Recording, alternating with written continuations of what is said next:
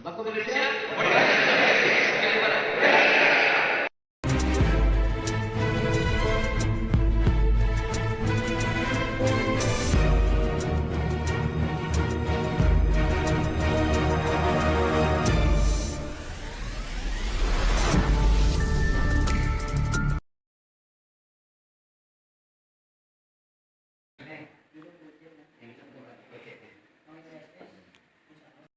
Khususnya Ketua Besar PCNU Kabupaten Ciamis, dan tentu saja secara pribadi sebagai saya bersama tim berada di Polres Ciamis, kedatangan tamu yang mulia, kader-kader beliau terkait Indonesia. dengan kebencian kepada salah satu Saja kami ucapkan terima kasih banyak. Pertama, Ciamis. yang kedua selamat Mungkin di datang sini di Pak Kabupaten Irfan ini. akan menyampaikan Sekali lagi terima kasih banyak. kita Selanjutnya tentu beliau saja sebagai sekjen ini tidak serta merta bisa silaturahmi, dan pelayanan dan dari Tembakau silaturahmi ini Indonesia tentu saja memberikan ini rekomendasi silaturahmi luar biasa rekan dan masyarakat. Silakan karena Pak Irfan.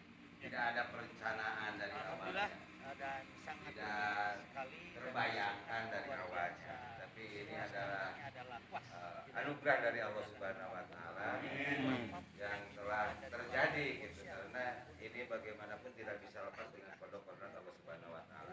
Sudah terjadi gitu.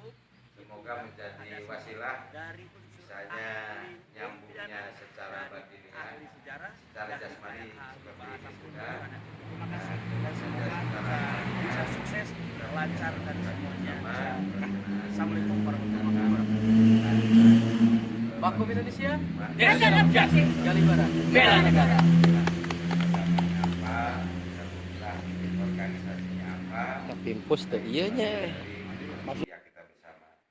Saya tentu saja kebetulan di Ciamis ada satu permasalahan dan cukup menggelitik bagi keluarga besar NU dan tentu saja bagi NU-nya sendiri. Seperti tadi yang sudah disampaikan, ada permasalahan-permasalahan yang notabene-nya apakah itu kehilapan dari pihak-pihak tertentu atau apa, ini mesti harus dibuktikan secara hukum, dan inilah yang mesti kita lakukan bersama, bahwa kepastian hukum mesti dijunjung setinggi-tingginya.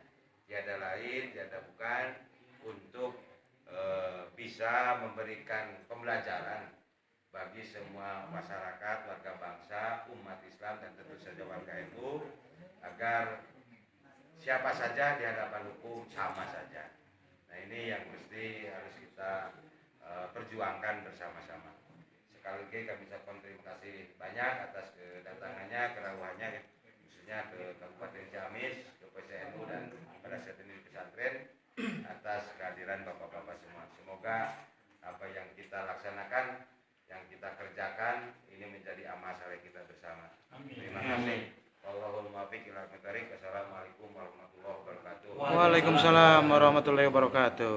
Jadi begitu sahabat Tembakau Indonesia, saya mencoba untuk menerjemahkan dengan bahasa hukum keinginan dari Pak Yai. Tadi saya mendengar ada bahasa tegakkan keadilan walau langit akan runtuh. Jadi basic secara konstitusional di dalam ilmu hukum itu ada equality before the law. Jadi semua orang memiliki hak yang sama. Islam mengajarkan kepada kita untuk istiqomah berbuat baik, dan Islam mengajarkan kita bagaimana kita terhindar dari hal-hal yang tidak baik. Nah, melihat literatur bahasa tersebut, kami sebagai praktisi hukum dan konsultan hukum, mungkin tugas konsultan itu adalah menyelesaikan permasalahan yang ada di masyarakat, baik di bidang apapun, dan terutama ini di bidang hukum. Nah, proses hukum ini adalah bagaimana menjadikan suatu proses pembelajaran. Kalau seandainya menista suatu lembaga, menista suatu alma mater, menista suatu martabat orang lain, jangankan di undang-undang ITE, di hukum real saja, barang siapa yang mengemukakan statement menyakiti orang lain, itu kena delik, ya, apalagi ini viral, itu kan, apalagi ini menyangkut masalah lembaga. Biar menjadi proses pembelajaran, mau siapapun orangnya di mata hukum itu sama, tidak ada yang kebal hukum. kita sepakati Pak Yai pasal 1 ayat 3 negara kita negara hukum ya. Jadi di negara hukum itu mengikat dan memaksa kepada semua individu yang melakukan hate speech, yang melakukan bully gitu kan. Itu jangan sampai pernah terjadi lagi. Apalagi kita satu saudara muslim, malu dong sesama muslim dengan mengeluarkan kata-kata seperti di Kebun Raya Bogor kan gitu. Itu kan tidak etis gitu loh ya. Jadi Islam itu mengajarkan estetika. Islam itu mengajarkan attitude yang baik. Kalau mau belajar Islam, kita punya panutan Rasulullah ya. Rasulullah itu berperilaku seperti apa. Jadi kalau kita menganut hukum ukhuwah Islamiyah dengan mengedepankan Ahlus Sunnah wal Jamaah, apakah seperti itu Ahlus Sunnah wal Jamaah? Kebetulan pembina ini juga salah satu kader Nahdlatul Ulama turun temurun. Jadi bukan dipanggil saya ke sini Pak Yai, saya terpanggil sebetulnya ya.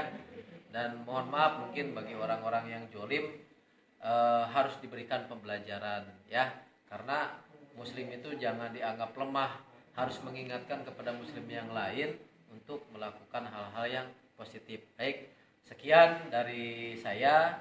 Sekali lagi saya ucapkan terima kasih untuk kawan-kawan yang menjamu saya di sini, dan saya alhamdulillah sangat berterima kasih sekali. Mudah-mudahan Kader Lembakum punya sanak saudara anak bisa dititipkan di Pak Yai di sini.